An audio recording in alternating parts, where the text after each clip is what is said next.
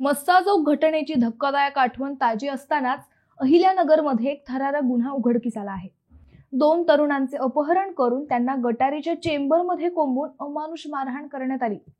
यात वैभव उर्फ सोन्या नायकोडी वय 19 राहणार ढवण वस्ती अहिल्यानगर याचा मृत्यू झाला।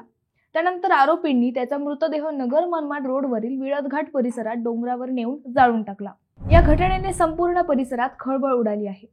पोलिसांनी तातडीने तपासणीची चक्रे फिरवत 9 आरोपींना अटक केली आहे। न्यायालयाने त्यांना 5 दिवसांची पोलीस कोठडी सुनावली आहे।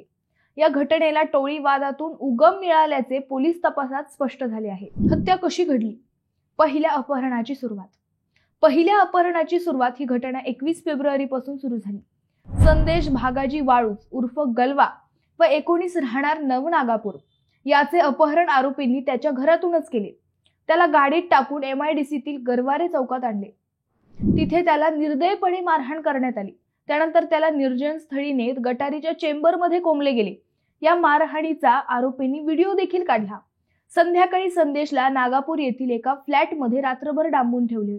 दुसऱ्या अपहरणाचा कट दुसऱ्या दिवशी म्हणजेच 22 फेब्रुवारीला आरोपींनी संदेशला वैभव नायकोडीला फोन करण्यास भाग पाडले।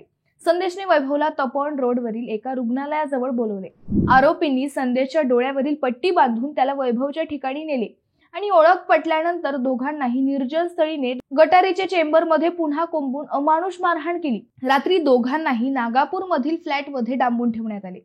तिथे त्यांना मॅगी खाण्यास दिली। संदेशने ती खाल्ली, परंतु वैभवने खाण्यास नकार दिला। त्यामुळे त्याला अधिक मारहाण करण्यात आली। हत्येचा कट दुसऱ्या दिवशी पहाटे आरोपींनी वैभवला उठवण्याचा प्रयत्न केला, पण तो श्वास घेत नव्हता। त्याचे शरीर थंड पडले होते। तो मृत असल्याचे लक्षात येताच आरोपी घाबरले। तेव्हा आरोपींनी त्याच्या मृतदेहाची विल्हेवाट लावण्याचा कट रचला। नगर मनमाड रोडवरील विळदघाट परिसरातील डोंगरात मृतदेह नेण्यात आला आणि केकताईच्या डोंगरात जाळून टाकण्यात आला। त्यानंतर आरोपींनी संदेशला धमकावून सोडून दिले आणि कुठेही बोलू नये म्हणून ताकीद दिली। हत्येमागील कारण या हत्येमागील मुख्य कारण म्हणजे 2 टोळ्यांमध्ये सुरू असलेला वाद। 19 जानेवारी रोजी आरोपी अनिकेत उर्फ लपक्या सोमवंशीवर एका अल्पवयीन मुलासह 5 जणांनी कोयत्याने हल्ला केला होता। या हल्ल्यात मयत वैभव नायकोडी आणि संदेश भागाजी हे दोघेही सहभागी टोळीशी संबंधित होते। त्यामुळे आरोपींनी वैराचा बदला घेण्यासाठी त्यांचे अपहरण करून अमानुष अत्याचार केले आणि शेवटी वैभवची हत्या केली। गुन्ह्यातील आरोपी या प्रकरणातील 9 आरोपींना पोलिसांनी अटक केली असून त्यांना 5 दिवसांची पोलीस कोठडी सुनावण्यात आली आहे। अटक आरोपींचे नाव: अनिकेत उर्फ लपक्या विजय सोमवंशी, सुमित बाळासाहेब थोरात, महेश मारुतीराव पाटील, नितीन अशोक नन्नावरे, विशाल दीपक कापरे, विकास अशोक गव्हाणे, करण सुंदर शिंदे, रोहित बापूसाहेब गोसावी, स्वप्नील रमाकांत पाटील। सोशल मीडिया वाद पोलीस तपासात असेही समोर आले की या 2 टोळ्यांमध्ये सोशल मीडियावर सातत्याने वाद होत होता। एकमेकांविरोधात पोस्ट टाकून धमक्या दिल्या जात होत्या।